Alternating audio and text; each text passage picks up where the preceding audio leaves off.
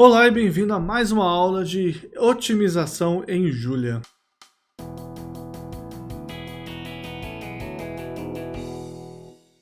Na aula de hoje a gente começa a falar de otimização irrestrita mais geral do que programação quadrática, ok? É um assunto longo e bastante complexo, mas que é bastante interessante também. A gente vai ver várias coisas novas e a ementa deve variar um pouquinho entre a graduação e a pós-graduação, então fique atento. Então, vamos começar falando o que eu quero dizer, ou melhor, motivando, né, por que é importante. Tá? Então, a gente está falando de minimizar uma certa função, f de x, para valores reais quaisquer do Rn. Tá? É importante lembrar que a gente está sempre tratando de uma função do Rn em R, continuamente diferenciável. Tá? A gente talvez não tenha visto C2. Eu vou escrever aqui porque a gente vai escrever mais vezes. F pertencente a C2, isso quer dizer duas vezes continuamente diferenciável. Quer dizer, a derivada existe e é uma função contínua, e a segunda derivada existe e é uma função contínua. Tá? Eu vou escrever dessa vez porque eu não lembro se eu escrevi, mas com certeza eu não preciso escrever de novo. Então eu estou com um problema assim. E aí a pergunta é, existem problemas assim que me interessam que não seja só o problema quadrático? E a resposta é sim. Então, quando a gente está trabalhando com regressão logística, né, a gente descobre um problema que é interessante também, que é o seguinte. Imagina que você tem uma variável e você tem uma resposta que pode ser sim ou não. Tá? Pode ser uma resposta sim ou não. Então, a gente pode imaginar que é uma função 0 ou 1. E a gente quer prever, baseado nessa observação X, se a resposta vai ser sim ou não.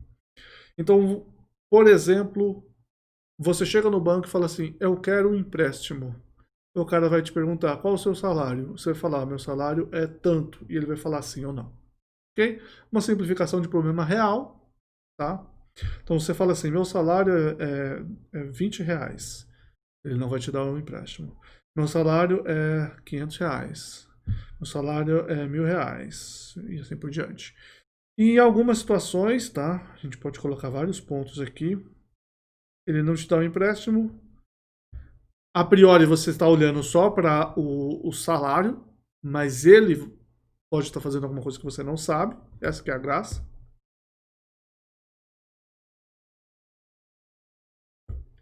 Em outras situações você ganha empréstimo, tá? Então, se você tem muito dinheiro, você recebeu empréstimo, mas em algumas situações com pouco dinheiro você também recebe. Ok? Bom, você tem essas várias situações aí. Simplificação. Outra coisa, você tem ali uma observação de tempo que você passou estudando e se você passa ou não numa disciplina. Então, às vezes, o aluno passa 1 hora estudando, não vai passar na disciplina. Às vezes, ele passa 20 horas estudando e não passa. E em cima você tem situações. Se ele estuda o suficiente, ele passa.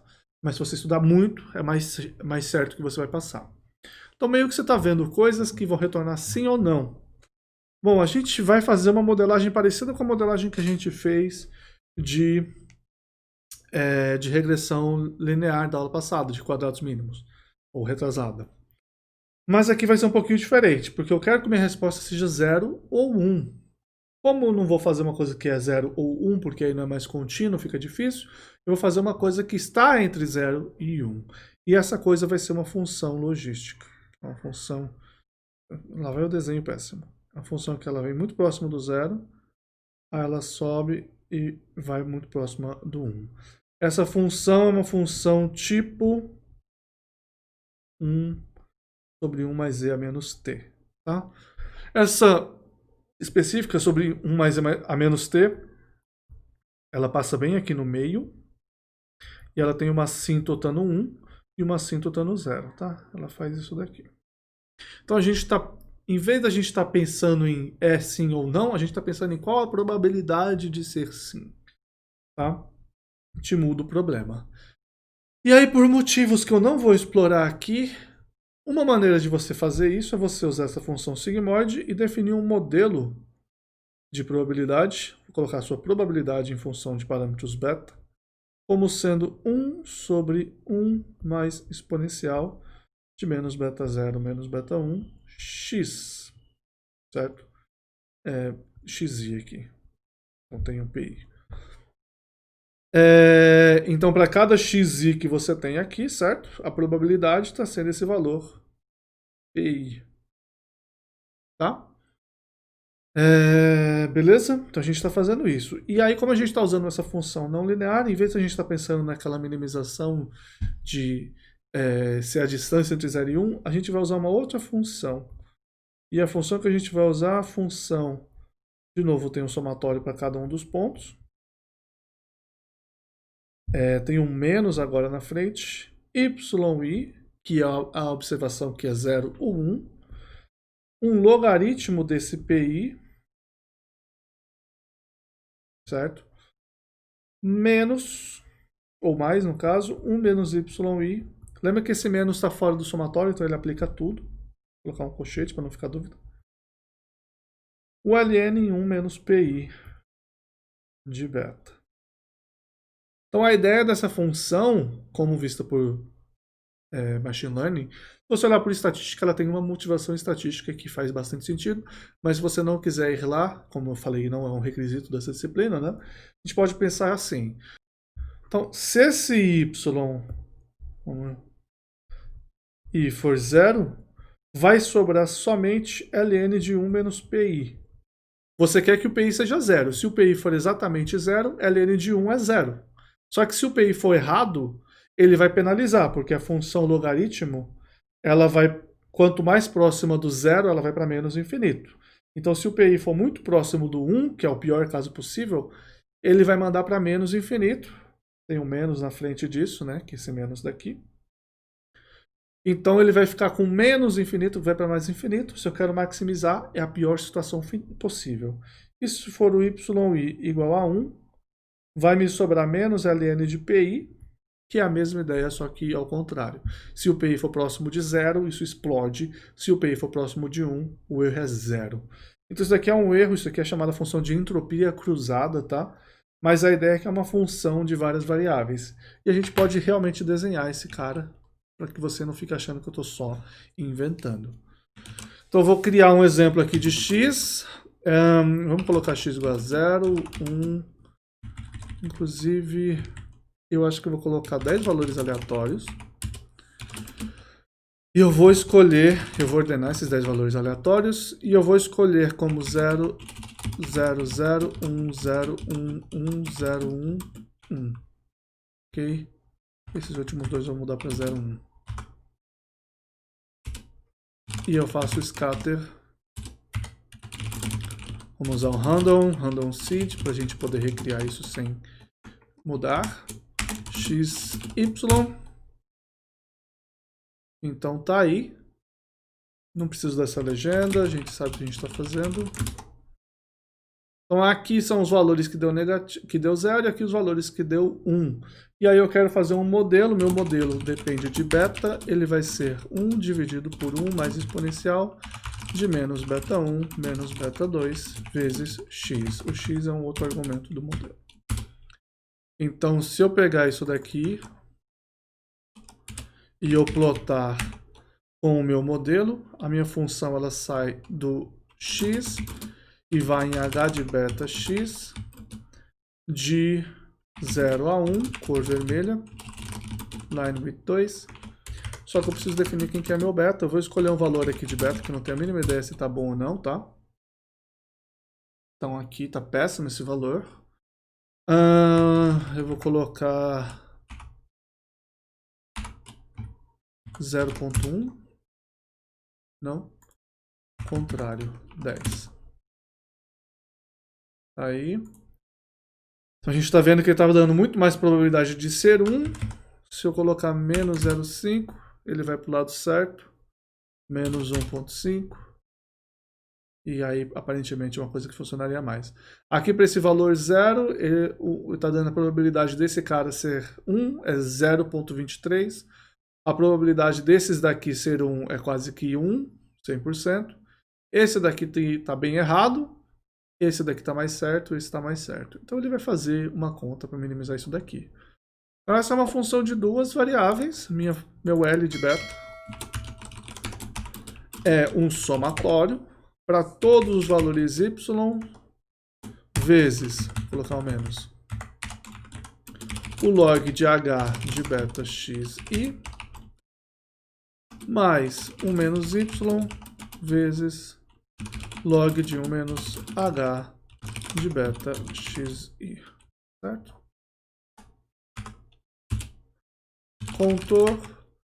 Olhando para o valor de beta que eu achei aqui, tá? O beta está entre 1 menos 1.5 e 10, então eu vou colocar esse contor entre menos 5 e 0, 50 pontos.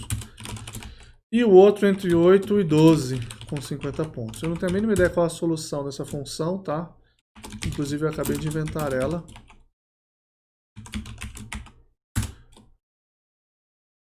E não foi definido, isso aqui faltou um for i de 1 até 10. Mas está aqui, minha função, 50 pontos. Vou fazer com 100 curvas de nível. Você vê que ela realmente está achando uma solução, ou tentando pelo menos. Minha solução parece que está com o beta 1 entre menos 3 e menos 2. E o meu outro valor, o beta 2 entre 6 e 9. Tá? Então veja, isso aqui é uma função. Parece que é quadrática, mas não é. Tem log na função, obviamente ela não é quadrática, tudo bem? Então veja que é realmente uma função não linear que tem um minimizador. Ela é uma função convexa, no entanto.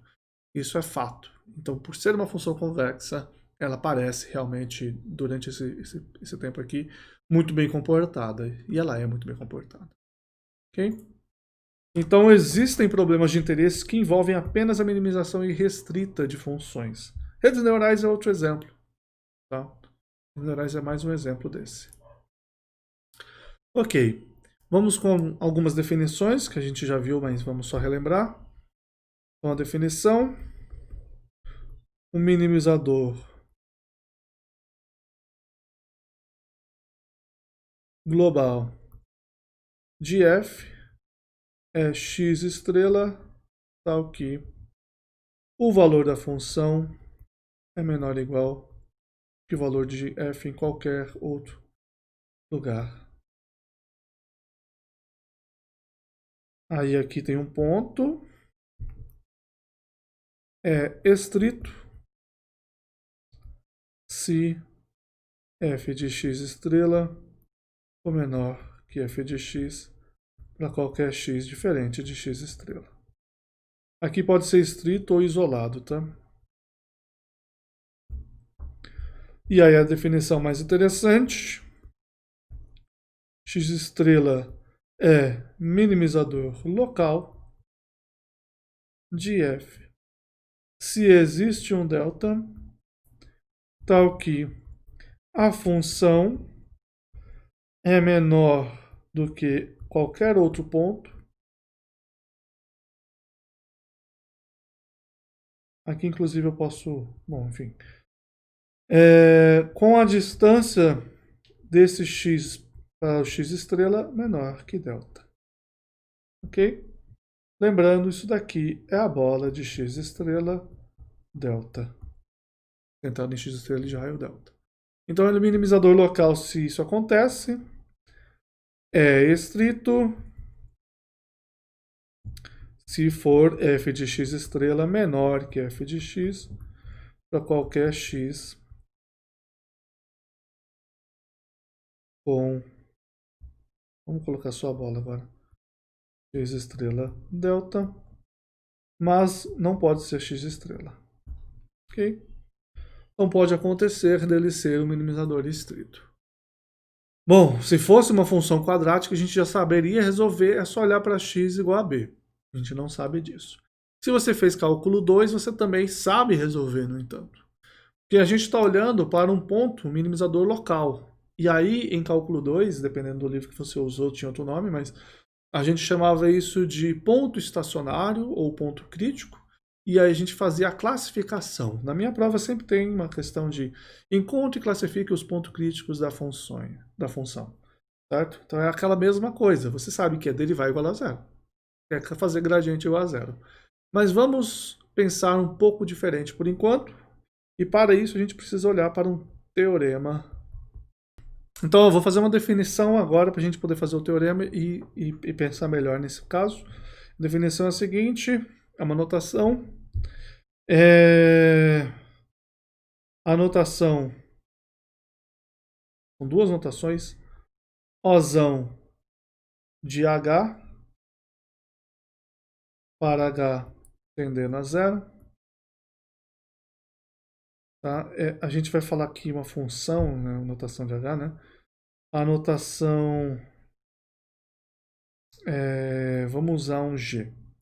G de H igual a O de H, para H tendendo a zero, significa que existe uma constante maiúscula C, tal que esse cara é menor que CH,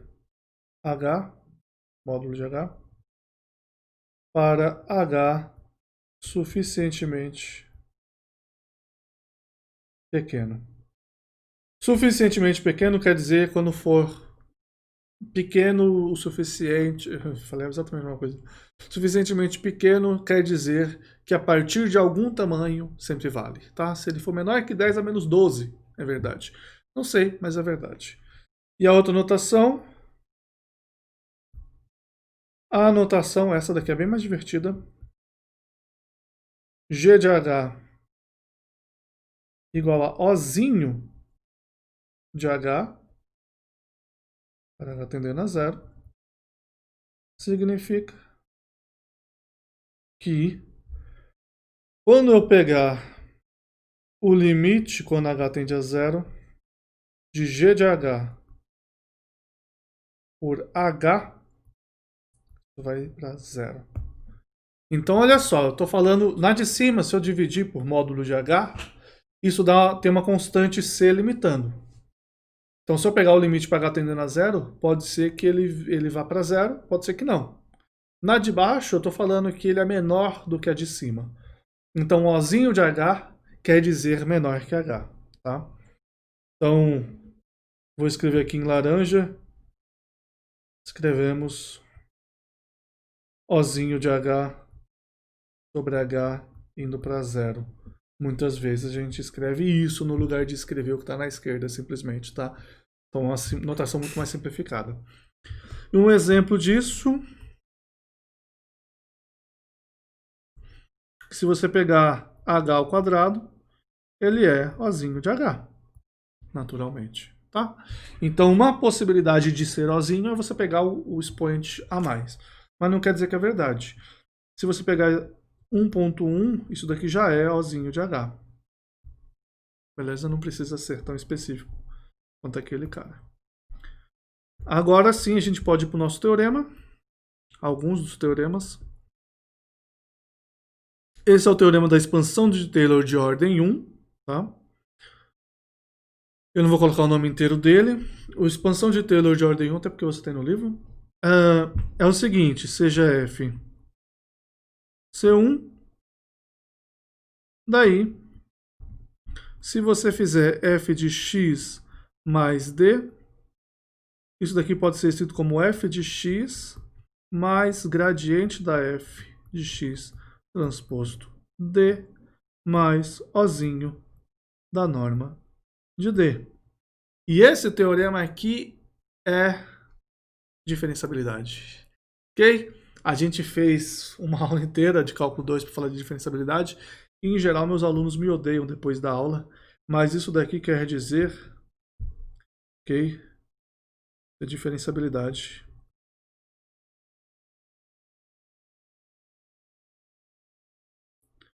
Isso aqui quer dizer que se você pegar f de x mais h menos f de x menos o gradiente da f de x transposto d, E aí você tem que lembrar que essa coisa da direita, né, f de x mais gradiente de f de x transposto d, é a aproximação linear. E você dividir por norma de d, isso aqui vai para zero, quando d vai para zero. Beleza? Isso aqui era a definição de diferenciabilidade. Coloca um módulo aqui. E aí era a definição de diferenciabilidade. Tá? Parecia muito mais complicado lá, mas é porque a notação atrapalha. Isso quer dizer que se você estiver próximo o suficiente do x, o plano tangente no x é próximo o suficiente da função, dado que ela seja diferenciável. Inclusive, ó, esse cara aqui é exatamente isso. Tá? Diferenciabilidade no x. E o teorema, outro, de novo, é o Taylor, que é seja f C2, daí você tem uma coisa muito parecida, que é que a função f de x mais d é f de x mais um gradiente da f de x transposto d mais um d transposto hessiana da f de x d mais um ozinho da norma de d ao quadrado. Então, se você pegar a função em torno do ponto x, você andar uma distânciazinha pequena em torno do ponto x, ela pode ser aproximada por essa coisa do lado direito. Isso daqui é uma função em d, o x é fixo, você olha só em d. Isso aqui é uma aproximação quadrática. Dependendo de quando você fez cálculo 2 e se foi comigo, eu falei da aproximação quadrática para você, porque é bastante importante e eu gosto muito de comentar dela. Então, o que eu quero que você pense é isso. Eu tenho uma aproximação quadrática para a minha função. Bom, se eu consigo olhar suficientemente próximo do meu ponto x e aproximar por uma quadrática, isso quer dizer que o gráfico dela, né, dessa função, vai ser suficientemente próximo do gráfico de uma cônica, pensando em 2 dimensões, certo? Do gráfico de uma função quadrática que a gente tinha no passado. Então eu consigo examinar exatamente como se fosse uma cônica, tá? Como se fosse uma função quadrática. Então podemos olhar como se fosse uma quadrática.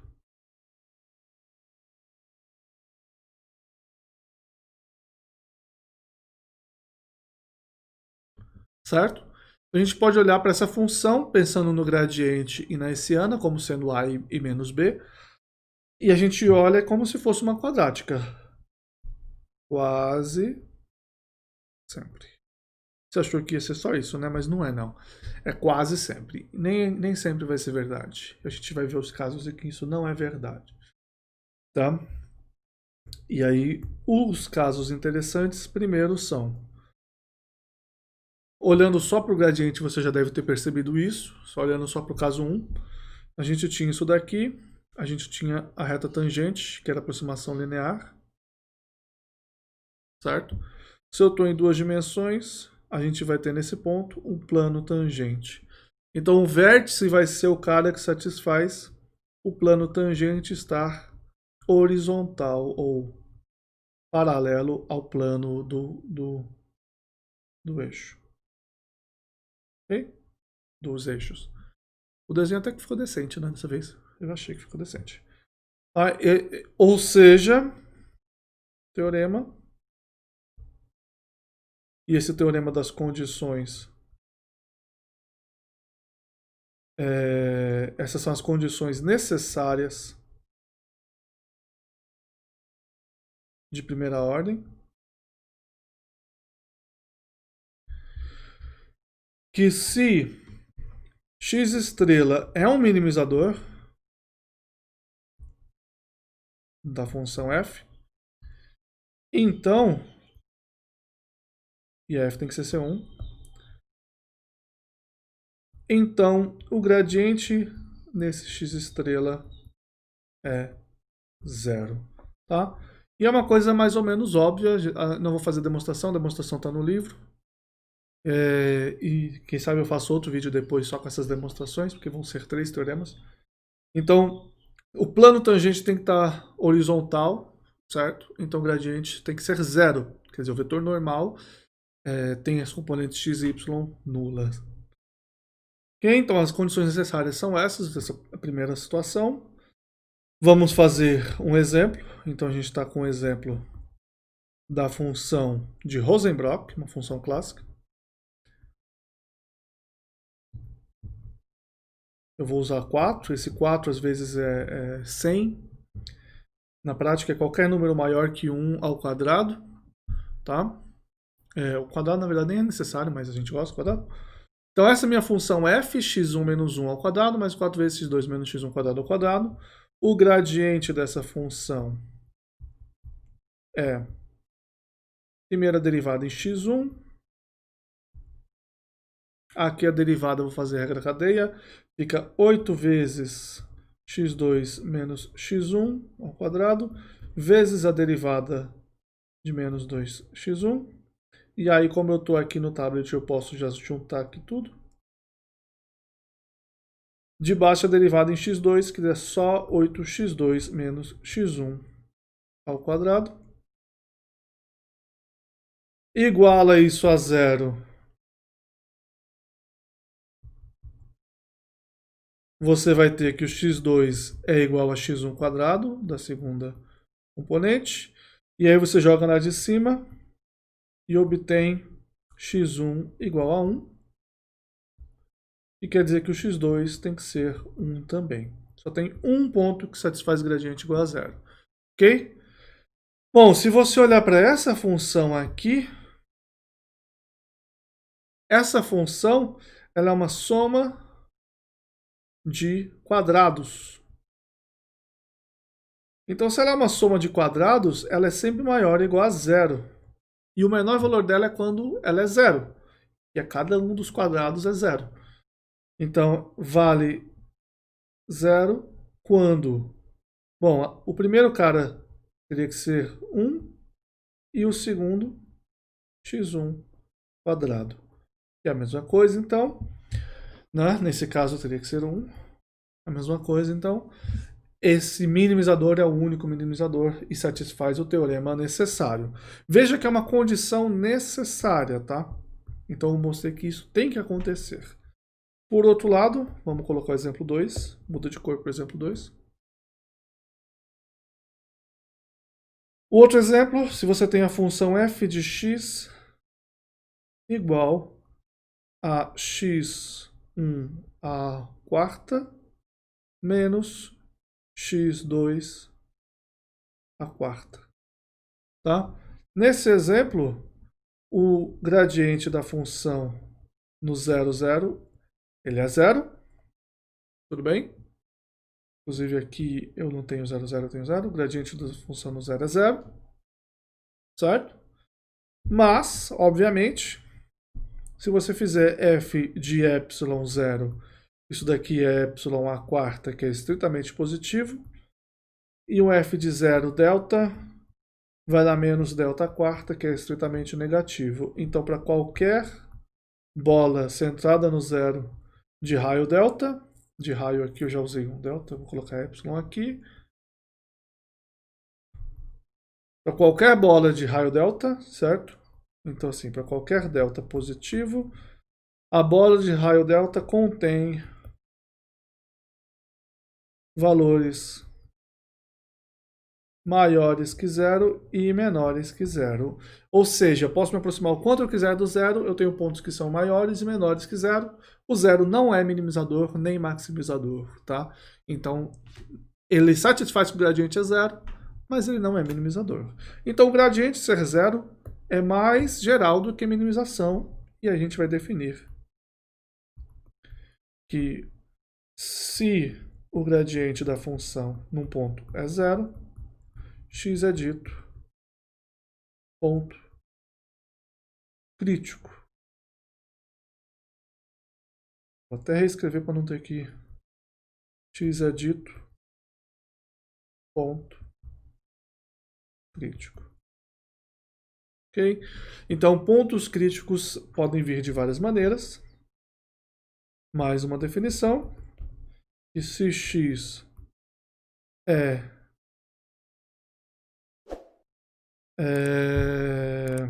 ponto crítico, ele pode ser minimizador. Ok? Vídeo definição.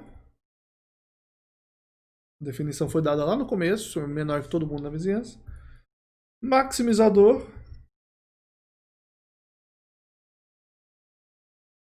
Uma definição análoga. Tudo que tinha maior vira menor, certo?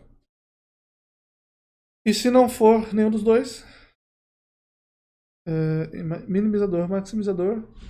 E se não for nenhum dos dois,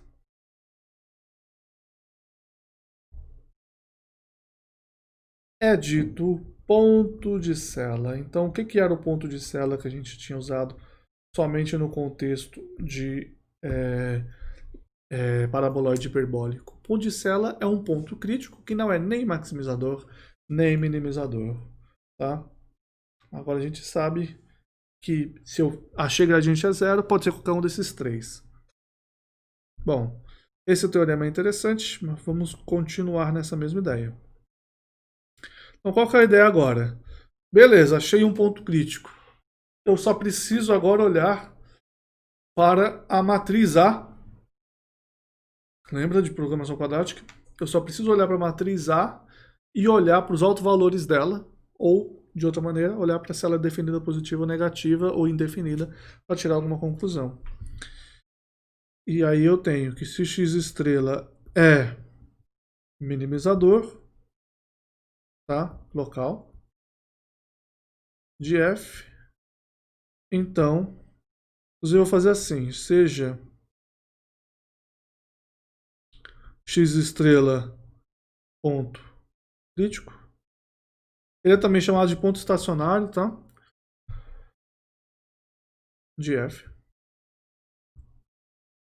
Então, se x estrela é minimizador, a hessiana, que é aquela matriz que vem acompanhando ele, é semi-definida positiva. Se x estrela é maximizador, a hessiana é semi-definida negativa. E se ele é um ponto estacionário, se ele é um ponto de Sella, as coisas se complicam. Tá? Porque ele pode ser que seja definida negativa, definida positiva ou indefinida. Então a gente só pode dizer que ela não é definida positiva. Só isso. E não vale a pena escrever isso daí. A gente já vai ver por quê. Então, seja x estrela minimizador, volta no exemplo de Rosenbrock.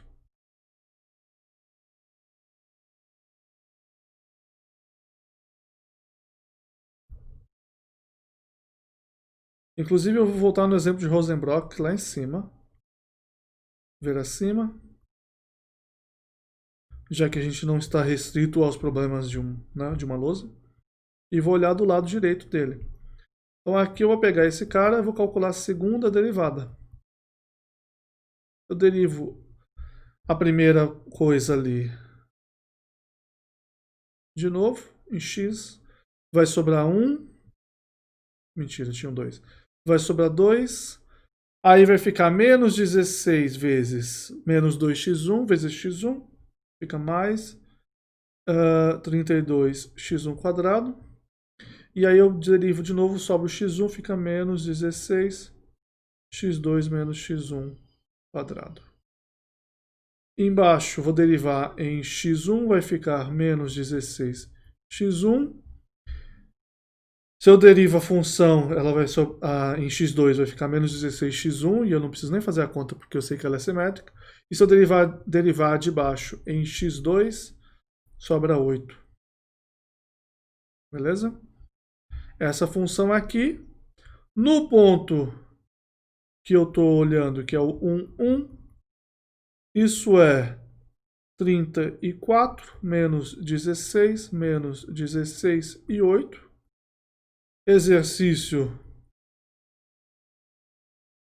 calcular autovalores e ver que são positivos. Tá? Os autovalores aqui são positivos. A gente já vai ver que a gente tem maneiras mais fáceis de fazer essa conta. E aí, de fato, ele satisfez a propriedade. A matriz ela é semi-definida positiva. Oh, mas ela não é definida positiva? Sim, mas se ela é definida, ela é semi-definida. Ela continua sendo maior ou igual a zero. Ok? E o exemplo 2, que eu vou fazer aqui também. Note que aqui eu tenho o exemplo 2. Essa hessiana, ela continua sendo um estorvo. Ela é 12x1 quadrado, 12x2 quadrado. E no ponto 0, ela é 0. Ou seja, não sei nada sobre ela.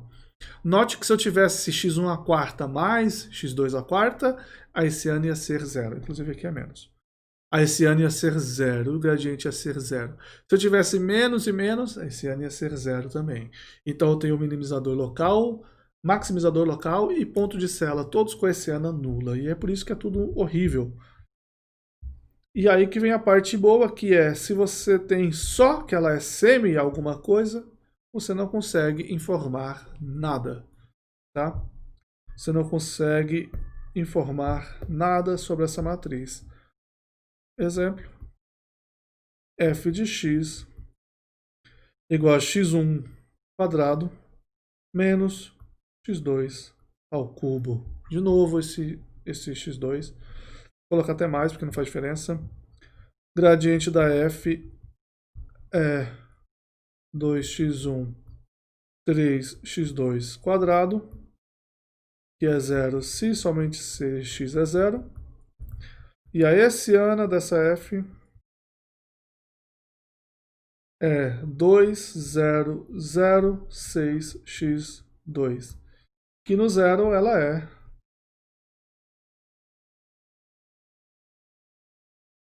20000. Tá? Essa hessiana, ela obviamente tem os autovalores iguais a 2 e 0. Ela é semidefinida positiva.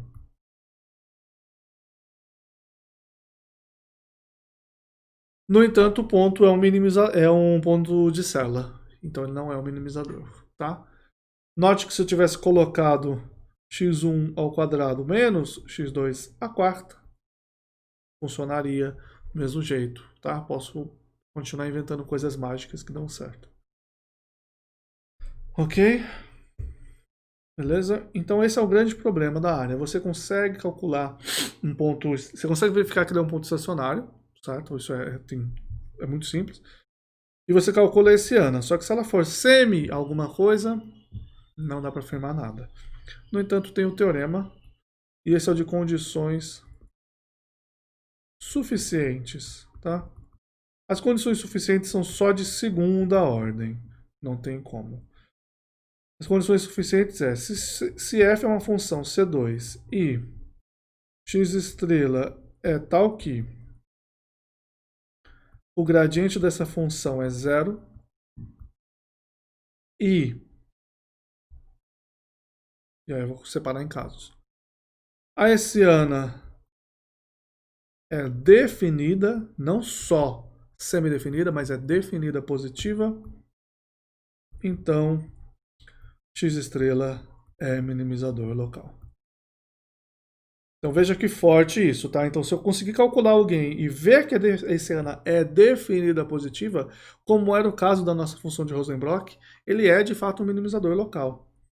Se a hessiana é definida negativa, então x' é maximizador local.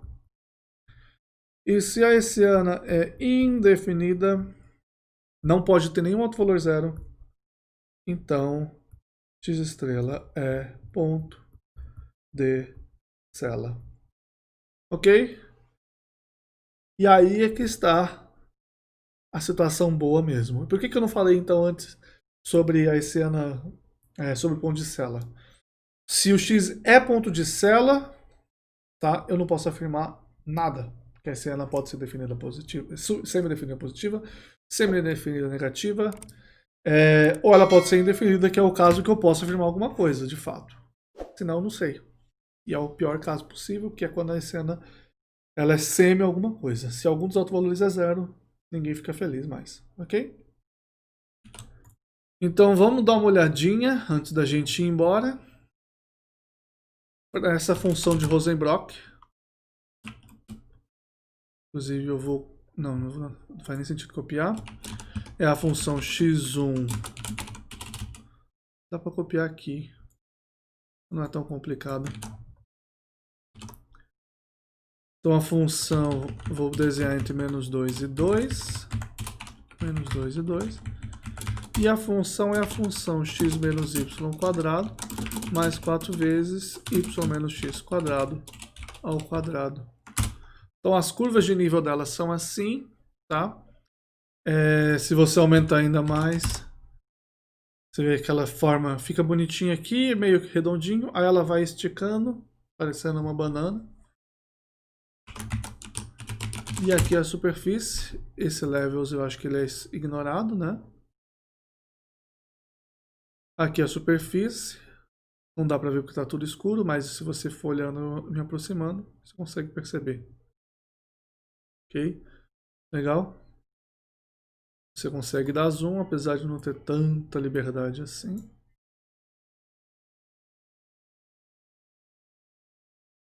Ok? Olhando de lado dá para ver um pouquinho melhor. Essa é a função de Rosenbrock, tradicionalíssima função de Rosenbrock.